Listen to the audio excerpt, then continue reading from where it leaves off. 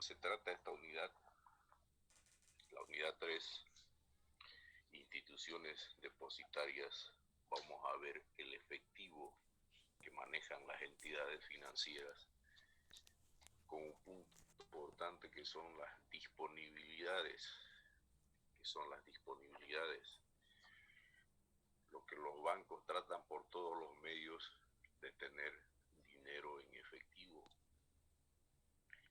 A los bancos no les interesa los bienes materiales, por ejemplo, las casas que quitan, adjudican, embargan, vehículos, tractores, cosechadoras, cualquier tipo de bien, instalación, etcétera. Lo que ve el banco por todos los medios de esos bienes, transformarlos en dinero en efectivo.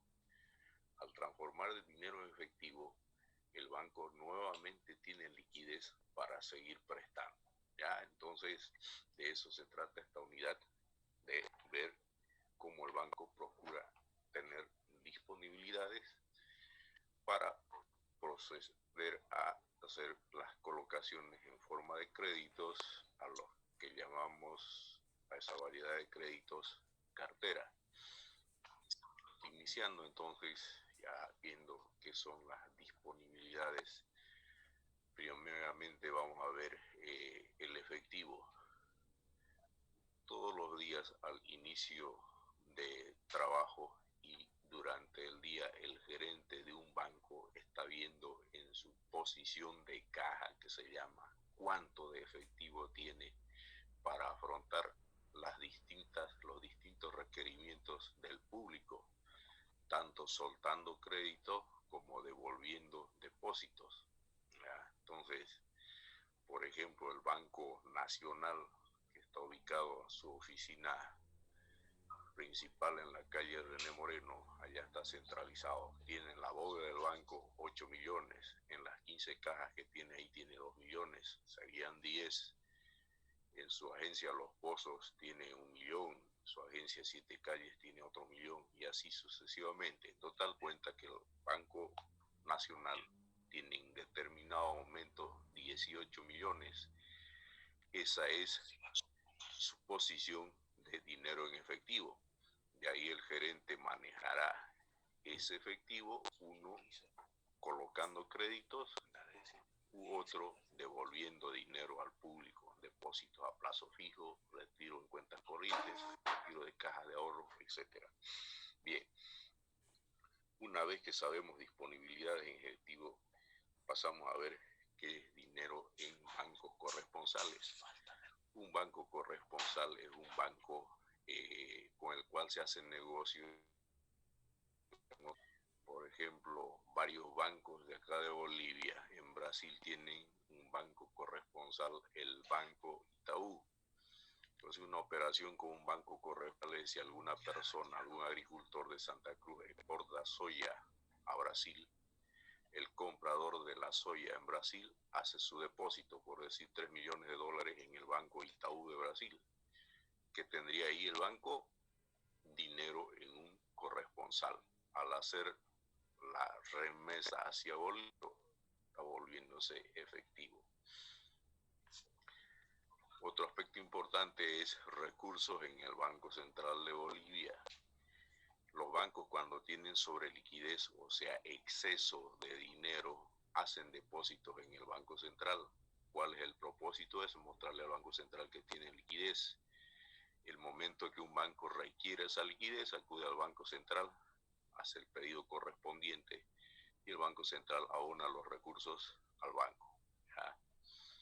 Bien, recursos en otros bancos, podemos hablar ahí de las operaciones call money o préstamos interbancarios.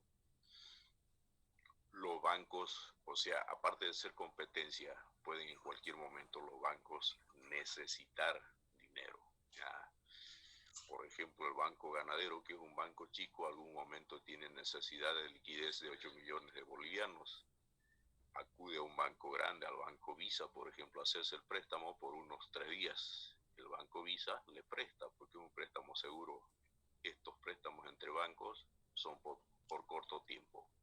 Call money, por ejemplo, préstamo por 3 días.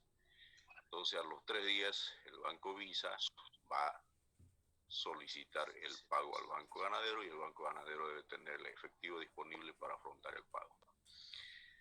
Recursos en el exterior, ya podemos hablar acá diferenciadamente de las remesas que hacen los bolivianos que están trabajando en otros países, por ejemplo en España, en Italia, en Inglaterra, en Francia, en Estados Unidos, en Brasil, en Chile. Entonces, cuando un boliviano en el exterior realiza un depósito, por decir en Italia, de 800 euros para enviar a Bolivia, bueno, esa es una remesa, un recurso en el exterior que una vez llegado acá el banco va a tener disponibilidad. En Bolivia los recursos que llegan del exterior están aproximadamente bordeando los 1.000 millones de dólares anuales, o sea, un monto considerable. Valores monetarios, valores mobiliarios se refieren a bienes, muebles e inmuebles que el banco recupera en forma de pago. Cuando alguien solicita un crédito grande, el banco solicita garantía hipotecaria. Si el cliente no puede pagar, el banco embarga, adjudica y remata el bien. Una casa, por decir. Entonces, esa casa que el banco ha rematado, inmediatamente la pone en venta. Al ponerla en venta y venderla, el banco está recuperando el dinero en efectivo. Nuevamente tiene disponibilidad para pagar. Acciones de empresas privadas. Una empresa grande, por decir Sociedad Aceitera del Oriente SAO, necesita un crédito para comprar soya. Acude a un banco, al Banco Mercantil Santa Cruz, y pone en prenda acciones por el valor de 5 millones de dólares, digamos. El banco le presta con la prenda de las acciones. Si esta empresa, sociedad aceitera, llegado a vencimiento el plazo, no puede pagar, el banco adjudica esas acciones. El banco es dueño de las acciones, pero no puede tenerlas, o sea, tiene prohibiciones por la ley de bancos. Inmediatamente las pone a la venta esas acciones. ¿Qué está haciendo el banco? Vendiendo títulos y procurando dinero en efectivo. Otra vez tiene dinero en efectivo y afronta sus necesidades de créditos como de devolución de depósito. Operaciones en oro y moneda extranjera de la misma manera. Ya los bancos agarran en depósito normalmente valores en custodia, oro en físico y moneda extranjera, puede ser una moneda rara, digamos, un yen japonés, ¿no es cierto? Un monto grande, 100.000, 200.000 yenes. Entonces, al momento de que el banco quiere hacer efectivo eso, vende el oro y hace la operación de cambio de los yenes, tiene dinero para poder colocar. Hablando del otro punto, los préstamos, hablamos de la cartera. Hacia atrás habíamos dicho que llamamos cartera al conjunto de préstamos que los bancos hacen al público. Bancos de desarrollo productivo, créditos de desarrollo productivo, créditos de consumo, créditos comerciales, líneas de crédito, descuento de letras. A todo ello, al conjunto de crédito le llamamos cartera. Y la cartera la dividimos en tres: cartera vigente, cartera vencida, cartera en ejecución. La cartera vigente es aquellos créditos que son puntuales en su... Si un cliente debe hoy a un banco una cuota y los intereses, acude hoy a pagar, entonces su préstamo se mantiene vigente. La cartera en ese plano es vigente. Si existe otro cliente que debería pagar hoy, no acude al banco, a las 5 de la tarde se cierra el banco, entonces no ha pagado el cliente, pasa a ser una operación vencida. El sistema lo pasa a vencido, entra a la central de riesgo. Por último, la tercera y más difícil, cartera en ejecución. El banco ya se ha dado cuenta que el cliente no va a poder pagar, el cliente ha quebrado, por lo tanto el banco inicia acción legal. Ya, a eso se llama, cuando un crédito el banco lo está cobrando por la vía legal, cartera en ejecución. Cuando hablemos de división de la cartera, entonces decimos que se divide en vigente, vencida y en ejecución. Bienes de uso propio son todos los bienes que las entidades financieras utilizan para operar, para trabajar. por ejemplo, Banco Mercantil Santa Cruz en su agencia Abasto, ya tiene bienes allá, ¿no es cierto? Los mostradores de caja, los escritorios, las credenzas, la central telefónica, etcétera. Esos son bienes de uso propio. Si este banco decide cerrar esa agencia, entonces todos esos muebles que tiene, escritorios, mostradores, etcétera, los vende. Al venderlo, ¿qué está haciendo? Convirtiendo esos bienes en dinero en efectivo y vuelve a prestarlo. Bien, eso sería entonces en términos de las operaciones activas. De la misma manera vamos a ver las operaciones pasivas, ¿ya? O sea, estábamos viendo hacia atrás en las activas cuando el banco es acreedor, o sea, mucho hemos hablado de los tipos de crédito, las colocaciones en crédito y cómo convierte bienes en dinero efectivo. Ahora en las operaciones pasivas vamos a ver cuando el banco se constituye en deudor, o sea, el banco debe. Como hemos visto desde el inicio, el banco es intermediario de recursos, ¿no es cierto? Su principal materia prima del banco es el dinero. Una operación pasiva con el Banco Central es cuando los bancos tienen problemas de liquidez, acuden al Banco Central para tomar préstamos. Entonces, si el Banco Central le da un préstamo al Banco Mercantil Santa Cruz de 5 millones de dólares por 90 días, el Banco Mercantil Santa Cruz tiene una deuda con el Banco Central. Pasado ese plazo, debe pagar. Entonces, una operación pasiva. Resultado en la Cámara de Compensación, un grupo está haciendo el tema de la Cámara de Compensación. ¿Ya? O sea, es una reunión que hacen periódicamente los bancos a las 2 de la tarde, a las 4 de la tarde, si hubiera problemas a las 6, donde hacen el canje de cheques. A eso llamamos Cámara de Compensación. Al realizar esta operación, a veces un banco tiene saldo deudor. Cuando tiene saldo deudor, emite un cheque de gerencia y realiza el pago de la diferencia como saldo deudor. Eso es saldo en Cámara de Compensación, una operación pasiva. Redescuentos. Hablamos primero de descuento. ¿Descuento de qué? De una letra de cambio, ¿ya? Y el redescuento, ¿en qué consiste entonces? Esa letra de cambio que ha sido descontada, volverla a descontar. Ese es un redescuento. Al hablar de letra de cambio, entonces hablamos de descuento y redescuento. Obligaciones en el país, o sea, cuando los bancos están atravesando un problema de iliquidez, hay empresas grandes en Bolivia que manejan una gran cantidad de dinero. Por ejemplo, si un banco en Santa Cruz no tiene recursos y necesita, ningún banco tiene para prestarle. Hay una empresa en Potosí, la empresa minera San Cristóbal, una empresa bien grande, exporta al día millones de dólares en estaño y otro tipo de minerales, recibe los pagos igual periódicamente. Entonces, que necesita dinero acá, le pide prestado a esa empresa. La empresa San Cristóbal, como se trata de un banco, le presta el monto que sea. Entonces, al recibir ese préstamo, el Banco de Santa Cruz, ¿en qué se está constituyendo? En deudor. Tiene una obligación ya en el país, en este caso en una empresa minera de Potosí. Depósitos, hablando todo el tiempo, estamos hablando de los depósitos, los más comunes, caja de ahorro, cuenta de depósito, porque es dinero del cliente. El banco se constituye en deudor de ese cliente. Los depósitos, acudir al banco a retirar el dinero y el banco tiene que hacer efectivo ya ese pago. Entonces, operación pasiva. Compromisos con otros bancos, hemos visto en el anterior punto las operaciones de call money. Esto es similar, igual, pero a la inversa. En este caso, nosotros como banco económico nos prestamos del Banco Visa 5 millones de bolivianos por 5 días, digamos. ¿Ya? Entonces, tenemos un compromiso con otro banco de un adeudo. Si pasado el plazo, procedemos a devolver.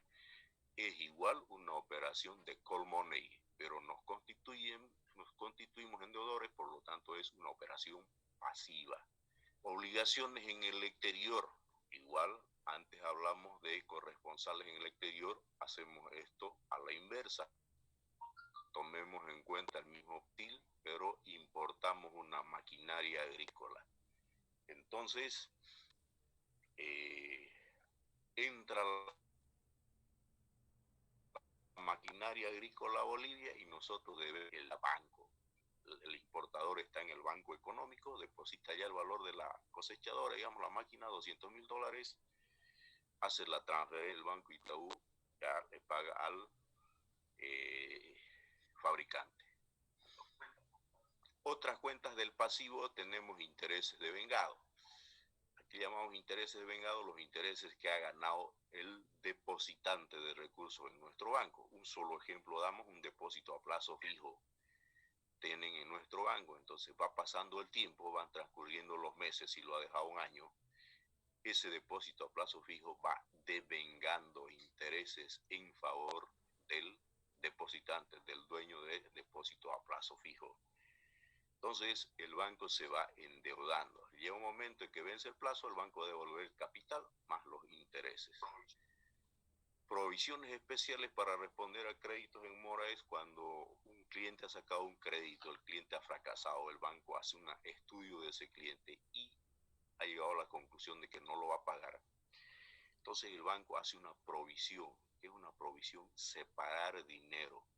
Al final del año, ya si el banco ha tenido utilidades, esa pérdida en el crédito que ha tenido la lleva a cuenta ya de las utilidades, y si no ha tenido utilidades, ese dinero que el banco ha perdido lo contabiliza contra patrimonio, o sea, el banco se vuelve más chico.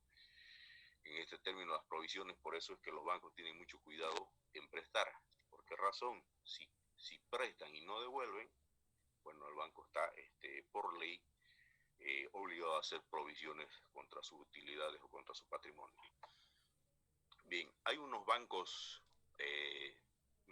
una serie de bancos, vamos a hablar de los bancos múltiples, bancos comerciales, que realizan todo tipo de operaciones, tanto activas como hemos visto, todos dan una serie de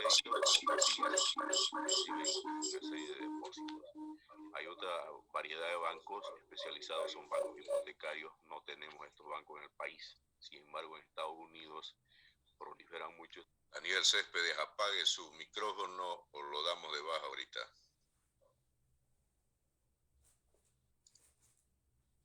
Estos bancos que al recibir los títulos de una casa, el negocio de estos bancos hacen de esos títulos, sacan cédulas hipotecarias, bonos, cupones y venden en el mercado de valores.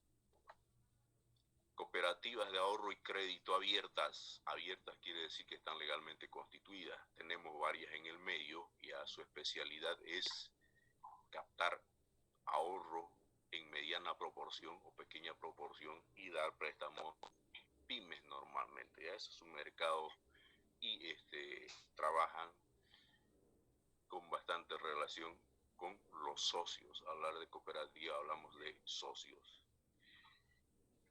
Los bancos pymes antes se llamaban fondos financieros privados. Igual su especialidad es colocar créditos a las pequeñas y medianas empresas que trabajan bastante en el medio y ahí crean gran cantidad de fuentes de empleo.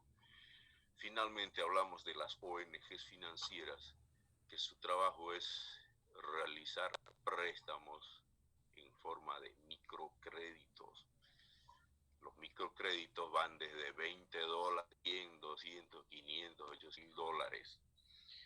Una gran queja de estas ONG financieras es la tecnología del crédito que han desarrollado. ¿Qué quiere decir eso? El préstamo grupal, que se llama.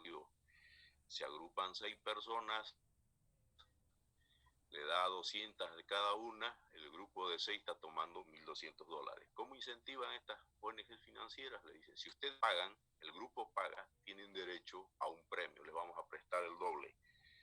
Por eso es que hay gente que se agrupa y con el propósito de sacar el doble, cuando alguien falla, simplemente el grupo paga. Ya varias de estas ONG financieras trabajando y creciendo en el transcurso del tiempo se han logrado transformar en bancos.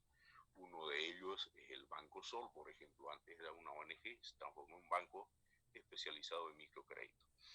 Bien, eso es lo concerniente por hoy. . 。 . 。 。 。 . 。 . 。 . 。 . 。 . 。 . 。 . 。 . 。 . 。 . 。 . 。 . 。 . 。 . 。 . 。 . 。 . 。 . 。 . 。 . 。 . 。 . 。 . 。 . 。 . 。 . 。 . 。 .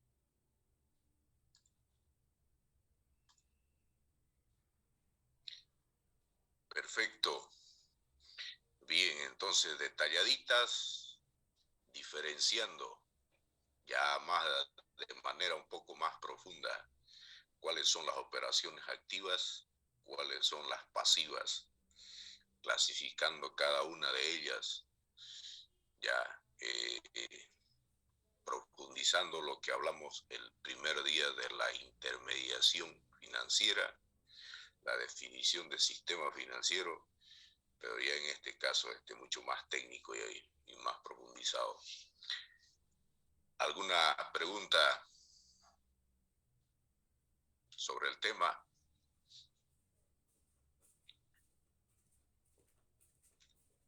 Muy bien, está todo bien entonces. Hasta el día lunes.